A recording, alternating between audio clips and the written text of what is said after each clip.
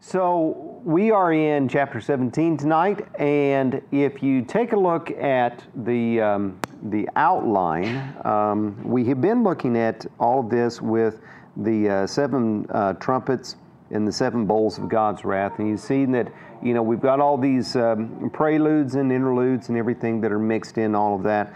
Well, now we are all done, and when you look at chapter 16.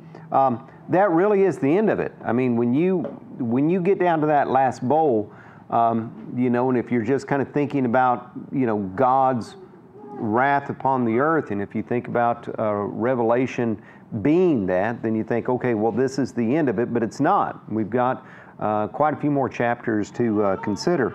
And so after we take care of all of that, we get into three different sections where it's just kind of explanatory visions about things. What we're going to look at tonight in chapter 17, you notice that, after this vision that John sees about these angels coming out of the tabernacle and emptying out these bowls, that it says in verse number 1 of chapter 17, one of the seven angels who had the seven bowls came out and said to me. And so it's almost like, they're putting on, a show for John, so to speak. And after they do this, he just comes down and he just starts talking to John. And as he's talking to John, he is then going to go in and talk about what we're going to see tonight, which is really just an explanation of what the beast is and what Babylon is. Now, we have talked about the beast back in chapter 13, and when we were in chapter 13, we came over to chapter 17 because the identifications of the beast in chapter 17 are kind of important. We kind of need to know that.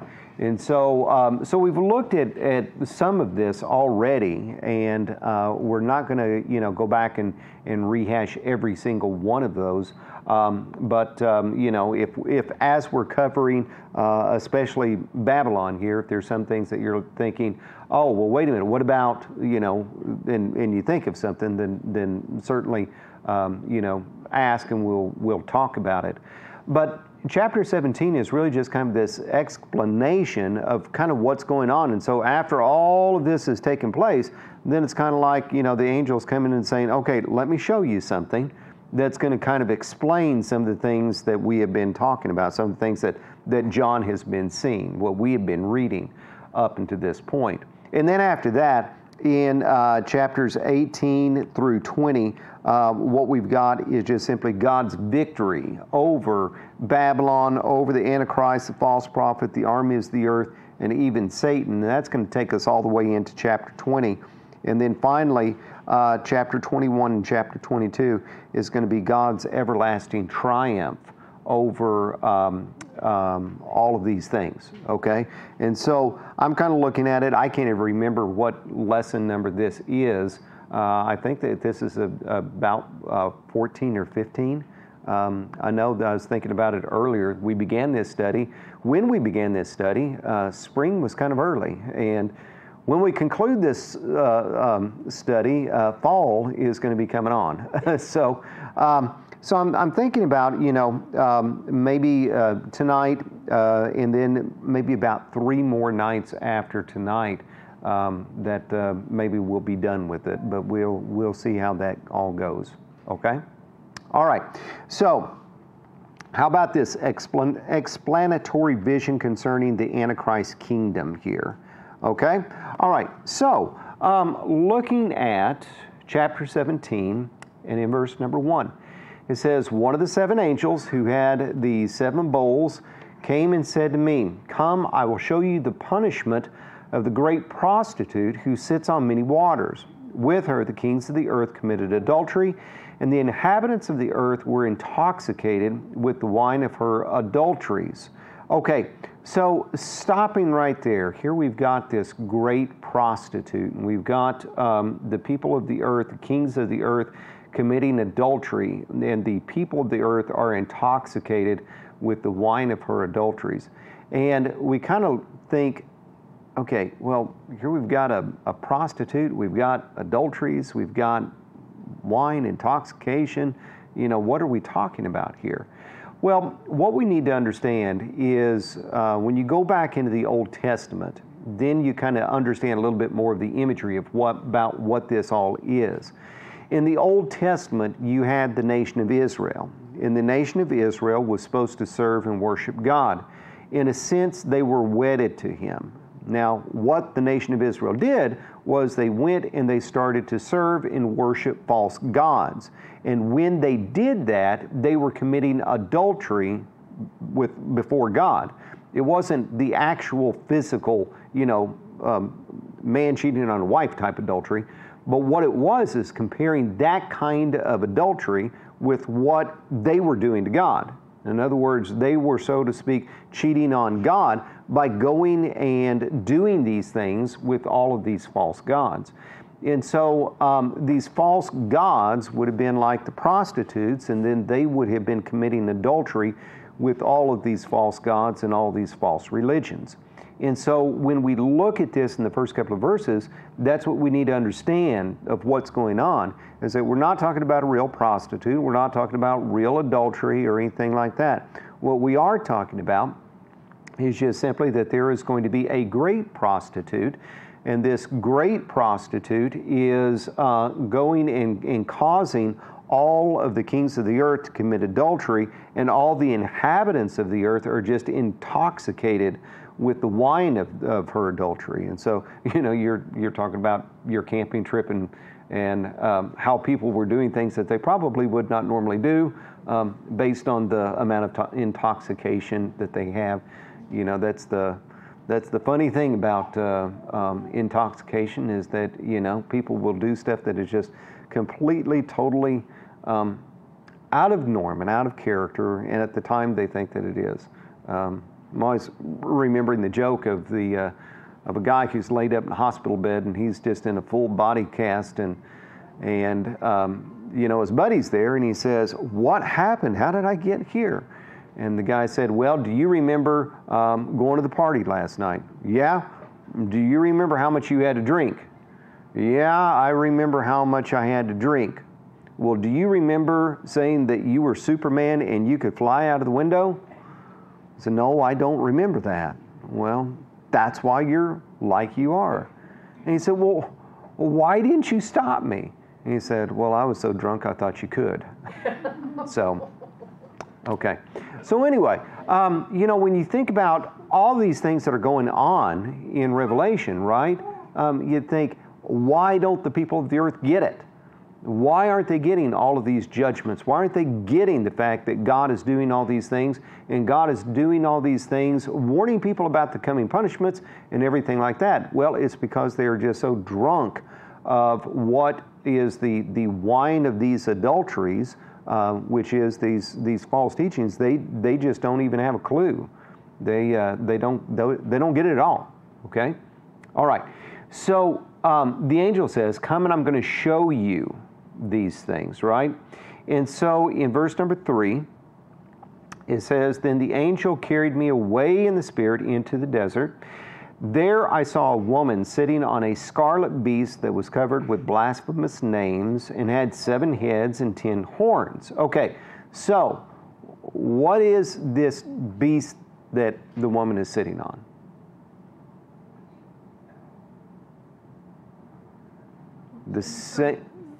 Yes, the beast of the sea in chapter 13, okay?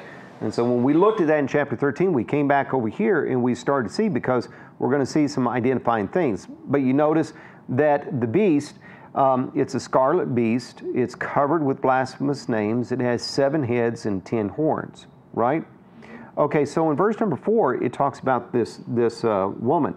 "The woman was dressed in purple and scarlet, and was glittering with gold, precious stones, and pearls." Okay, so when you look at this prostitute, I mean, she is dressed very, very ornately, very, very expensively.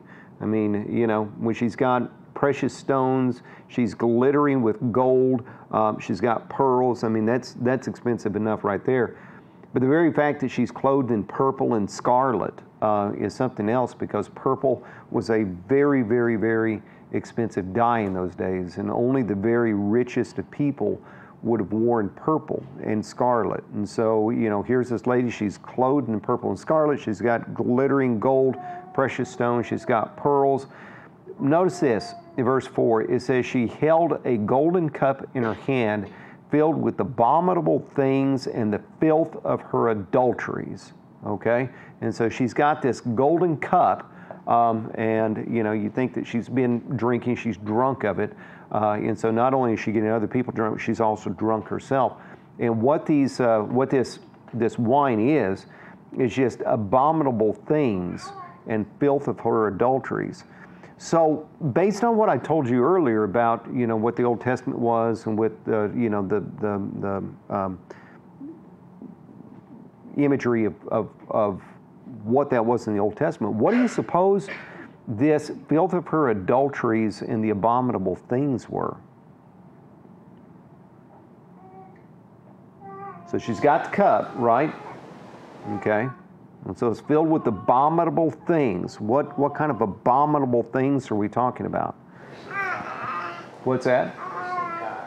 Cursing God. Well, that's part of it.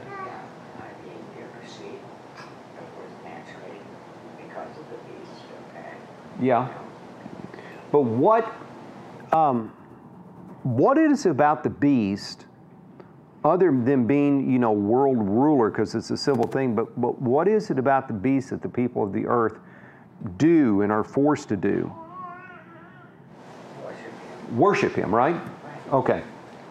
And you remember that the second beast set up that image that people would worship, and that people were required to receive the mark of the beast in order to engage in commerce or anything like that, which the mark of the beast is worshiping the beast. It is equated with worshiping the beast, right? Okay. So this abominable things and the filth of her adulteries all have to do with this religion that the people of the earth are worshiping the beast. Okay? It's got to be, right? Okay. So notice as we continue on down, in verse 5, it says, this title was written on her forehead. Mystery, Babylon the Great, the mother of prostitutes and of the abominations of the earth.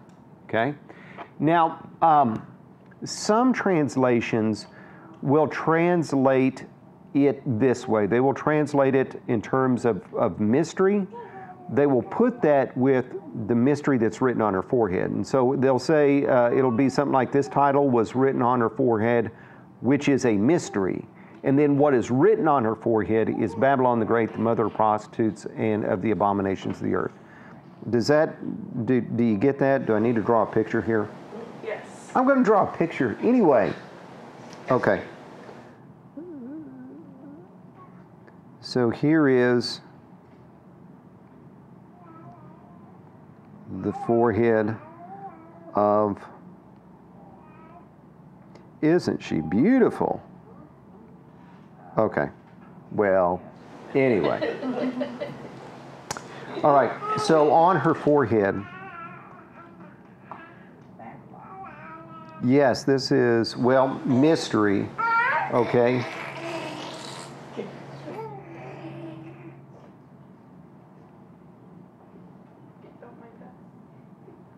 I won't. I'm doing my best to ignore him. Okay.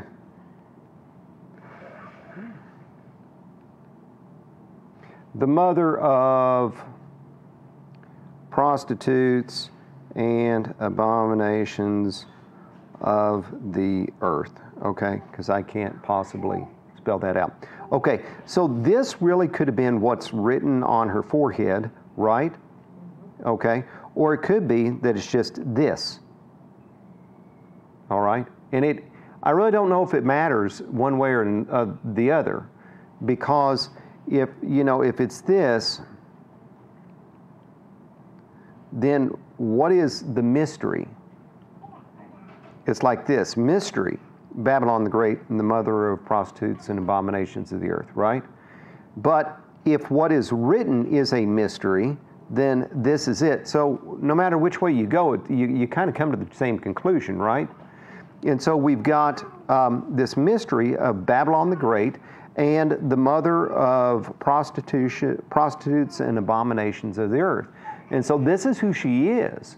And so the question is, what is this Babylon? Or, who is Babylon, or what is Babylon?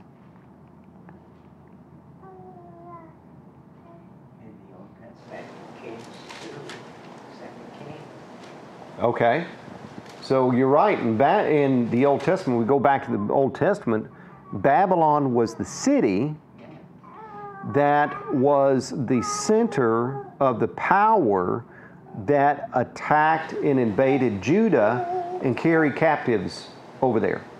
Daniel was one of them, right? Okay. Is that the beginning of Babylon?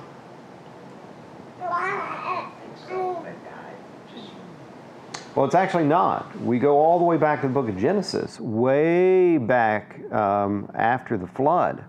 We see that Nimrod was the one that established several cities, and Babylon was one of them. And it was right around the Tower of Babel. You remember that Tower of Babel? Okay, so the Tower of Babel was, people were supposed to go and start to populate the earth and scatter, but instead they wanted to stay in one place, and they started to really become very humanistic, and they started to build that tower up to the sky to reach heaven. And the Lord looked down and he was displeased with it, because he realized that whatever they put their mind to that they could do, and this was something that was displeasing to him, and so he confused their language and caused them to scatter throughout all the earth.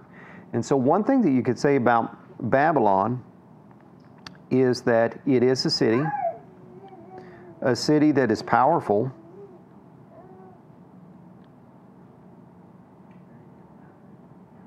a city that is humanistic,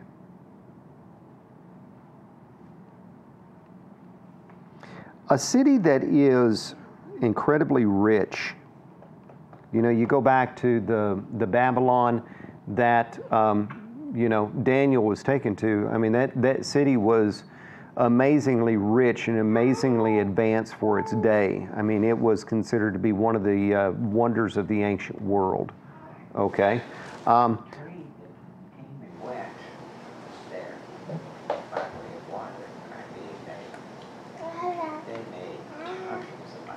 Well, they did. They did. But another thing is that it was against God. Okay?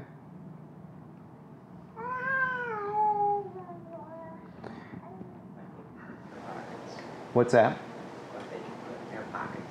Well, it wasn't just simply that, but it was also this. Well, idolatry. I mean, idolatry and greediness are going to be linked. Yes. But we need to understand that, I don't want to say this for a fact, but it seems like maybe, with there on the plain of Shinar and the Tower of Babel, that was maybe the beginning of idolatry. Because, if you think about it, as far as people goes, and the biblical account of creation, how people lived, what they knew, they started to deviate from God and started to become wicked in their hearts, and that's why the Lord destroyed them with a flood. But then after the flood, you've got Noah and you've got his 3 sons, right? And so they had the knowledge of God, the true knowledge of God. And I'm sure that people started to deviate from that, but that big deviation probably started to occur with the Tower of Babel. And that tower that they started to build probably was a little bit of an idol, if you will, on the plain. Because if you think about idolatry, what is idolatry really all about anyway?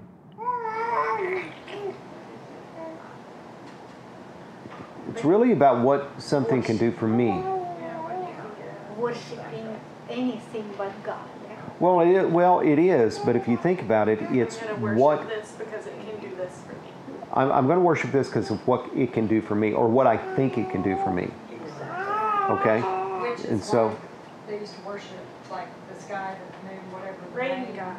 Because Right. it could do things for their crop, they thought.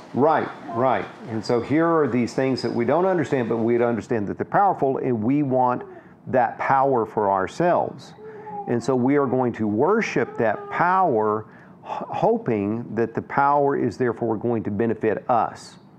And that's really what idolatry is. And, you know, to kind of go on a little bit of a mini tangent, do you think that that is kind of what some of the, you know, the emphasis is on Christianity sometimes of some people, you know? As far as, you know, why do you go to church? Well, I go to church because of what it can do for me. You know, why do you worship God? Well, because of what God can do for me. You know, why do you give offering? Well, because of the richness that God can give me. And so it's always, you know, I'm doing this in order to get back. And that's not the reason why we worship God, is it? You know? I mean, the reason why we worship God is because He is the creator of the heavens and the earth. And that really is the totality of it. He's our creator and we're His creation. Okay? So we kind of got an understanding a little bit about what Babylon is, right?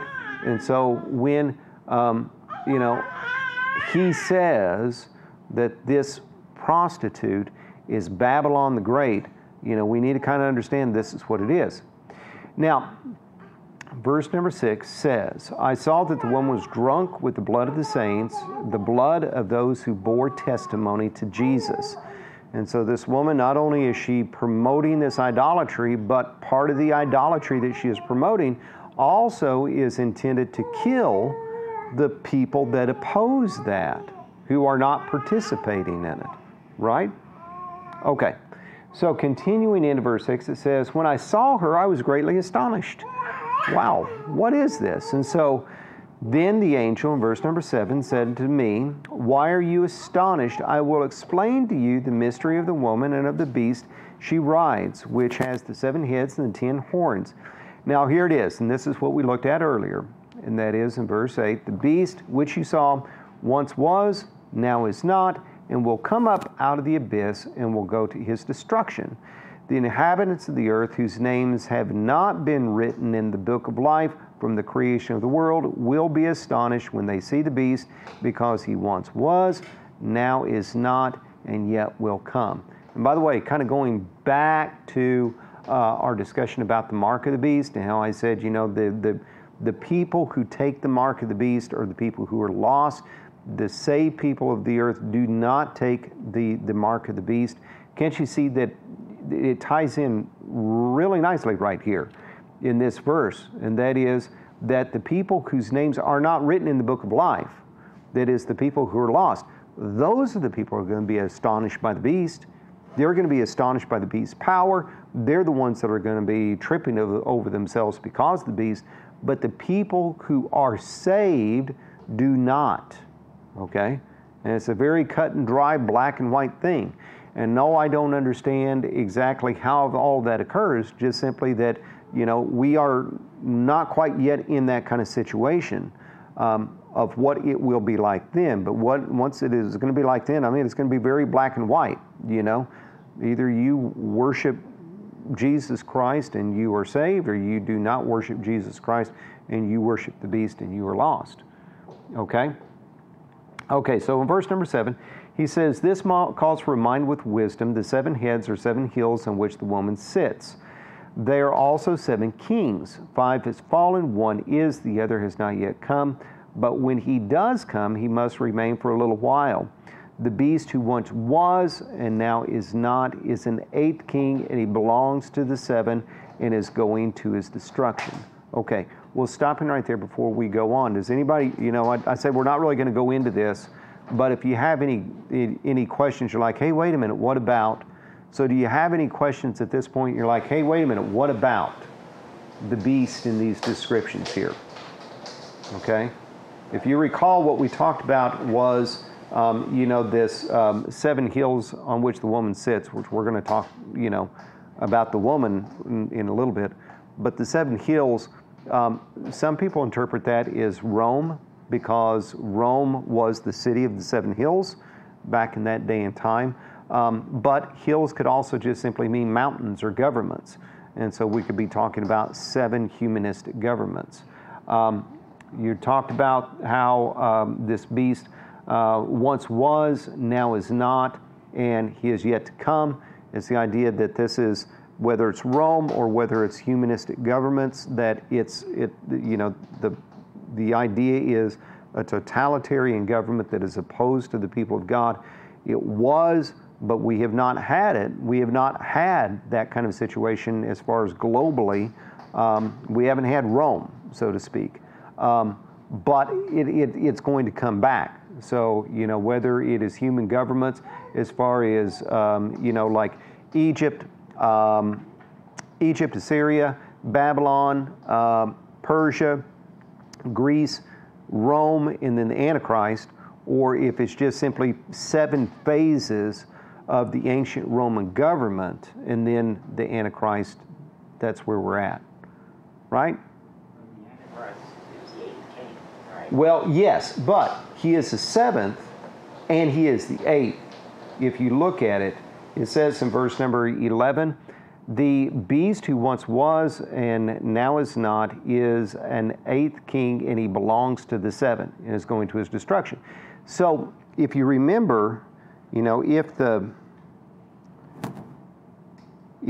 end time event, end time is divided up into that 3.5 years, okay?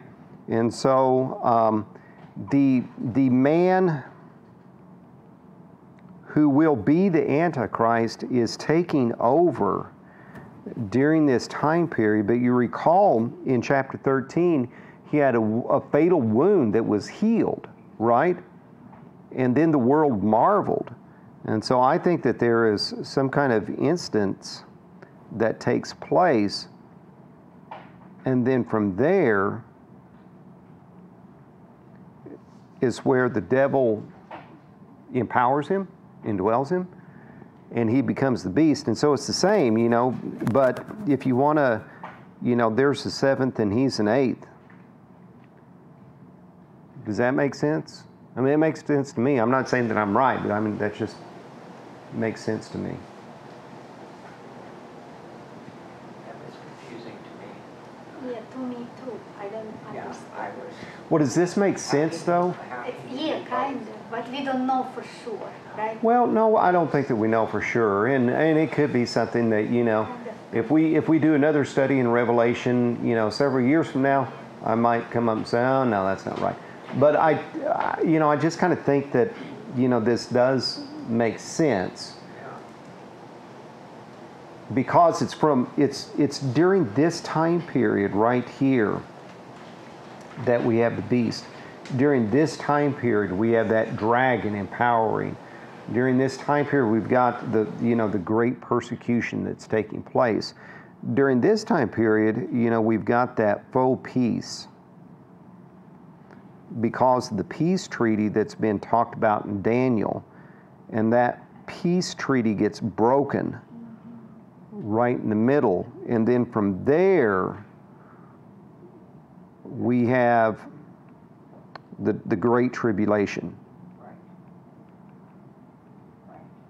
The cosmic struggle between God and Satan. Well, it's always been that way. But I mean, as far as the Great Tribulation in terms of the Antichrist, the devil, really his wrath is being poured out upon God's people because he knows his time is short. If you go back to that last part of chapter 12.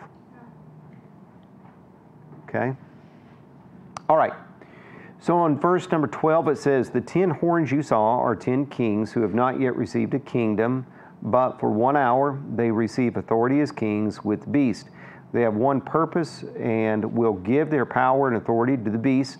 They will make war against the Lamb, but the Lamb will overcome them because he is Lord of lords and Kings of kings, and with him will be his called, chosen, and faithful followers. And so here that is allied with the beast is going to be these 10 kings. And these 10 kings have the authority as acting as kings, but they really don't have countries. They don't have kingdoms like you would think of as a traditional thing. And so, yeah, he's moving now. He's he's crawling, and he is off and running now. And so he'll get into stuff now. And it's a joy to see it. Unless you're mom and dad, and then it's like frustrating. But for grandma and grandpa, it's fun. No, okay. Sorry, didn't mean for you to hear that back there, Chloe. Okay. So does anybody have any questions on the 10 kings? We got that? Okay. Now let's go back to the woman in verse number 15. It says, "Then the angel said to me, the waters which you saw where the prostitute sits are the peoples, multitudes, nations, and languages." And so if you recall the beast that comes out of the sea, he comes out of the sea. And here what we see is that going back to verse number, where are we? Verse number 1, where he says, "Come, I will show you the punishment of the great prostitutes who sits on many waters." Okay, so waters are going to be, as what it says here, the peoples, multitudes, nations, and languages. And so, we may think, oh, well, the devil is responsible for all of this. But, where these things come from is humanity. Sinful, fallen humanity. I mean, devil's got his hand in all of it, for sure. But, where all of this derives from is from the populace. And so don't think that the Antichrist and everything that the Antichrist is going to do is going to be, these heavy-handed telling people, hey, you've got to do this, you've got to do this, and people are reluctantly doing it.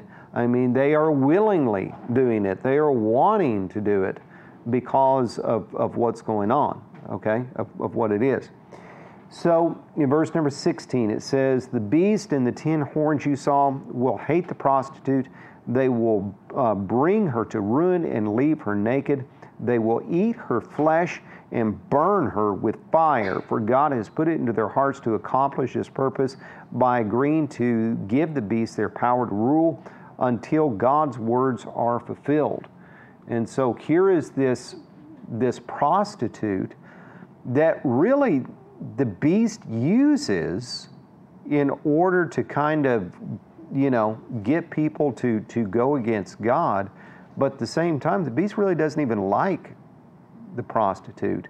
And he causes these 10 kings to turn on the prostitute. And there in verse number, 16, where it says, "They will bring her to ruin, they will leave her naked, they will eat her flesh and burn her with fire." Man, that's some pretty bad stuff, right? How many of you, do you guys remember seeing the old Kirk Cameron movies of the Left Behind series? The old Kirk Cameron Left Behind. Yeah. First one. They, it's been a while, so maybe I'm not remembering this right, but there was a scene in there where, it was like, I think, what was the character's name? Buck? Yeah. Yep. Yeah, Buck was sitting back, and he was like a pilot for, who was Nikolai? Was that the... Yeah, He Nikolai. wasn't the pilot, not Buck. Buck was the journalist. Oh, the journalist, that's right. Yeah, that's right. Okay, so here's the journalist, and he was sitting back, and it was like everybody went into this trance, and then they got this weird look, and it was like it really wasn't shown, but it was kind of implied that they ate this priesty guy. Okay, well, that's what they took this to mean.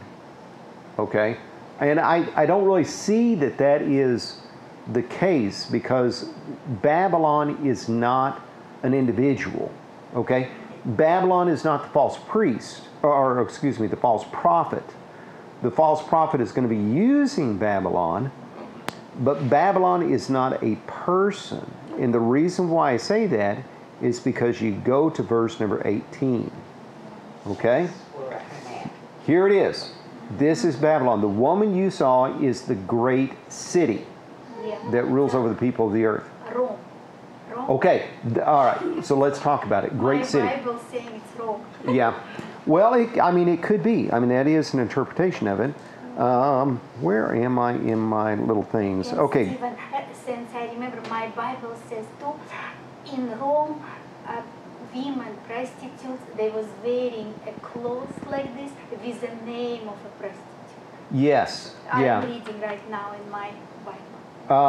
I have read that somewhere before. I don't think it's in my Bible notes, but yeah, that's what prostitutes did. I never heard of it, but they say it was a custom to do this. I did. It's kind of funny you say that because I didn't read that until I was kind of looking over some things last night, and then I read it and I was like, oh, I never knew that before. I never knew this either. Right, and so that makes more sense of why this woman has that. But what is written on her forehead is, her identification. Yes. And her identification is a mystery, so to speak, that's being revealed. Okay? So she is, in verse number 18, she is a city. Okay? Now, the reason why people will want to say Rome is because Babylon in John's day, when Revelation was written, Babylon was just kind of a cryptic way of talking about like the seat of satanic power that was against God's people, so to speak. At the end of 1 Peter, Peter says, let's just go over there in chapter 5. 1 Peter chapter 5.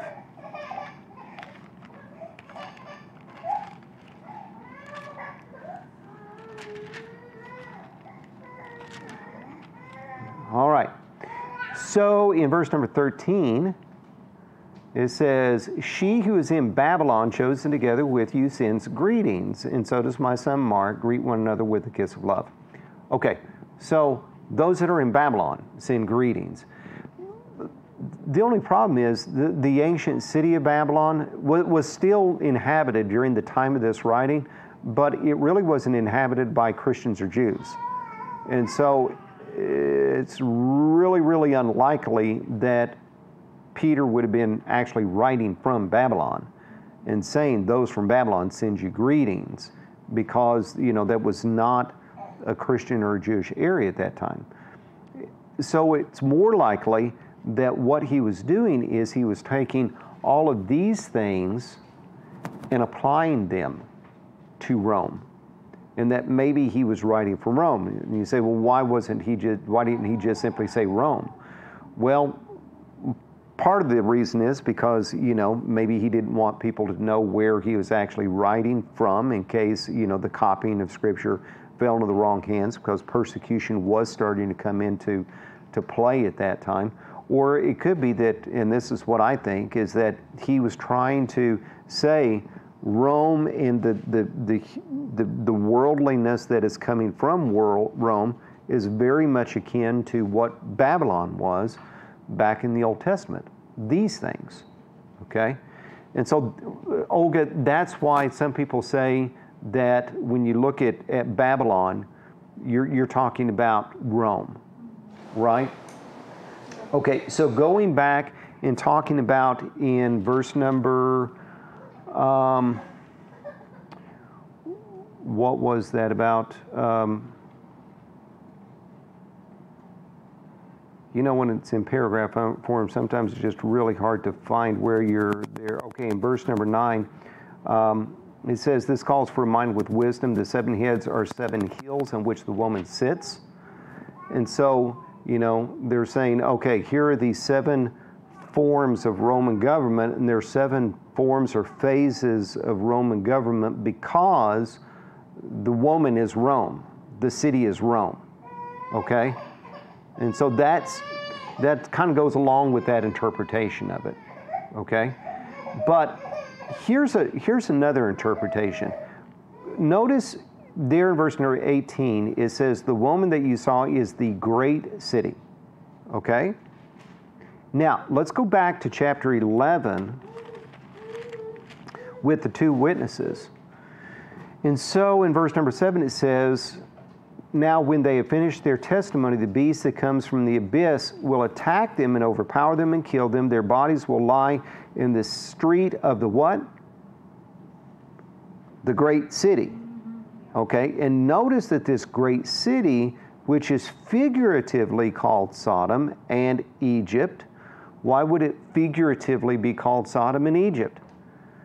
Well, because of Sodom, because of its gross immoralities that the Lord judged, and because of Egypt, because of its oppression against God's people that the Lord judged. But notice also this, it says, where also the Lord was crucified. So what is that great city? Jerusalem. Yeah. Okay, and so it could be that what Babylon is, it's Jerusalem. Okay?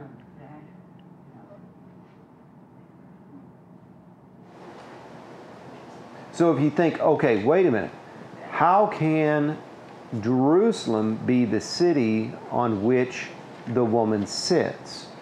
Well, okay, we've got those 7 hills, and that's why I said if you look at the hills and you identify them as far as humanistic government that is opposed to the people of God, then you've got various forms of humanistic government. You know, you can count 7 of them as far as what is in Scripture. There's more than that, but I mean as far as what's in Scripture. But listen, 17 verse, they say this is a big city with sitting next to the many rivers. Okay.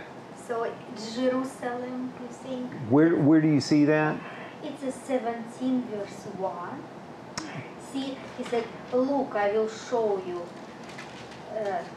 big prostitute sitting next to the many rivers.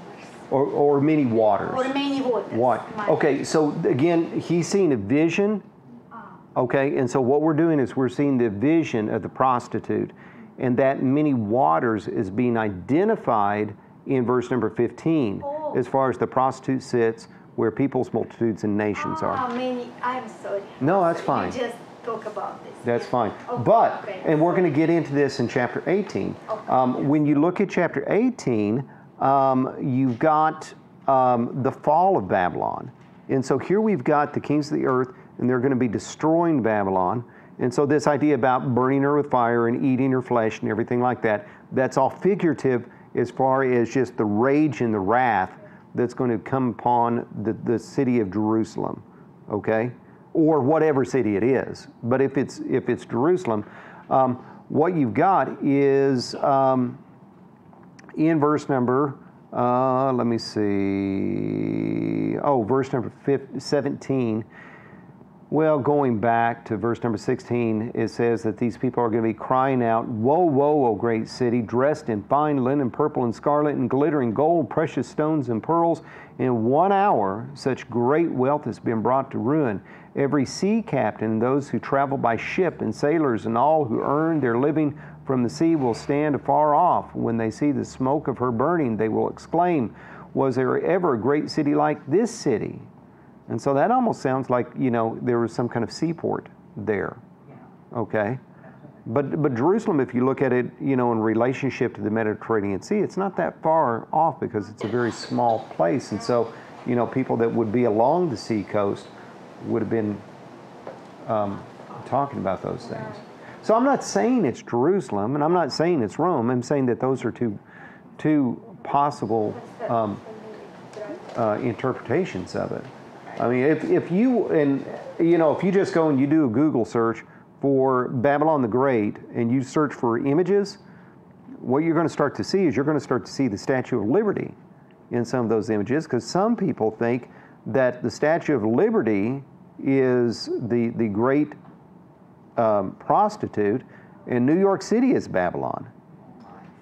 And, and that's just, that's QAnon stuff that I don't even want to get into, right?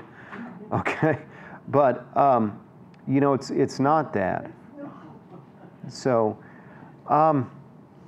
But I mean, when you think about it, and you think about what Babylon is, as far as what is described, then here it is. It's going to be a city, but it's going to be a city that the Antichrist builds up, as seat of power, but it's also the seat of religion as well. And so the people of the earth are going to be flocking to it, not just simply because of the power, but they're going to be flocking to it because of the riches of it. Okay? Anybody got any questions or thoughts or anything? My goodness. We're just not supposed to know. Well, no, we're not. Now, keep in mind, all of this is, for our benefit now. And so you say, okay, well, where is the benefit for us now? Well, if you go on down to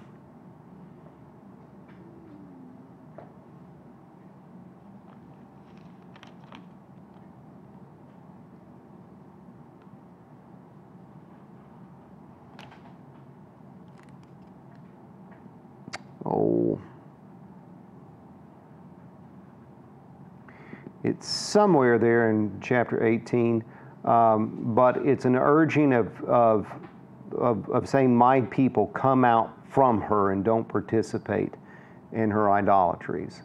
And so, the concepts of Babylon are still present today.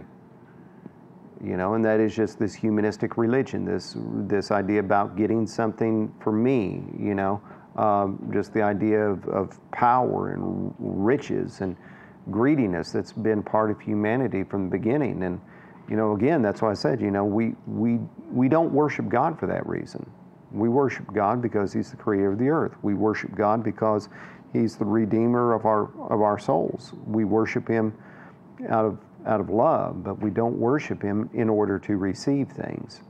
And, the minute that we start to look at things as far as, well, if I do this, then somehow God or a God is going to bless me with that, then we're starting to do things that can lead us down a wrong path.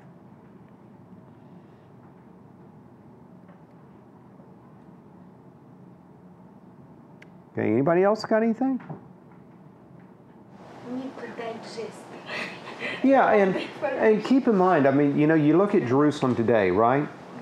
You say, or you look at Rome for that matter. You say, well, it's not a major economic center.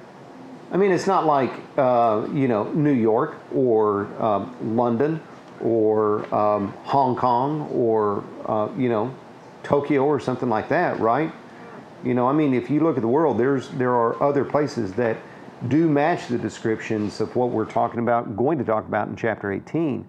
But you got to remember that this is off in the future. I mean, even if Jesus is going to come back tomorrow, this is still off in the future. And to make something like Jerusalem the world capital of what we're going to be talking about next week in chapter 18, there's going to be some enormous upheavals that take place. And if the Lord is going to come back very soon, and I don't know when that is, I don't know if it's in my lifetime or within the next decade or within the next year or whatever, but if the Lord's going to come back sooner rather than later, then there's going to be some very enormous upheavals take place economically. There's going to be power shifting that takes place, political power shifting that takes place, which, I hate to say this, but it's got to be, because the Antichrist is not going to be able to operate with a strong United States of America that places value in civil liberties, especially religious freedom. And so the United States either is going to have to change or is going to have to fall in order for these things to take place. It is. It's kind of separating people. It is, and it's scary to think about it, really. White and black. separation, like all these lesbians and normal people, all. Yeah, more well, and I think more. that all of these things are going to just destroy the fabric of our country, and I think these things are meant to destroy the fabric of our country. It's You know, already, like, oh my it is goodness, already already. destroying it, but just imagine what happens when these things start to take root, and we start to see the fruit Right. of what these seeds are going to bear, and it really is a frightening thing. But you know, if you think about it more globally, you know, if there is some sort of major upheaval globally that threatens the whole fabric of humanity, then that really does lend itself to a man who's going to come in and provide peace and provide stability. And if somebody can offer those things, people will follow him. Global government. Mm-hmm. Looks like coming. I mean, No, it is. And like so, scary when you look yeah. around, you're like, oh my goodness. Talking about these passports now, like about cards. mm-hmm. That's scary. Like even in Russia, they say, oh, how nice not to have this paper passport, but have a card. Mm-hmm. Like the other day, I was listening in Russia. How convenient will be paying, identify the person, Mm-hmm. and they talk about nothing but talking. But we're like, oh, that is so scary. Which doesn't mean that that's the mark of the beast, but it does mean that people are preparing themselves. People are being, I'll put it that way, people are being prepared for that. And if you say, well, I'm going to oppose it, I'm just going to go, you know, I'm just going to use Not cash. the mark of the beast, but Well, for a government, one right. government. Yeah. And, well, anyway, we'll talk about maybe more of that next week. Okay, anybody else got anything? Okay, well, like I say, next week we're going to talk about chapter 18.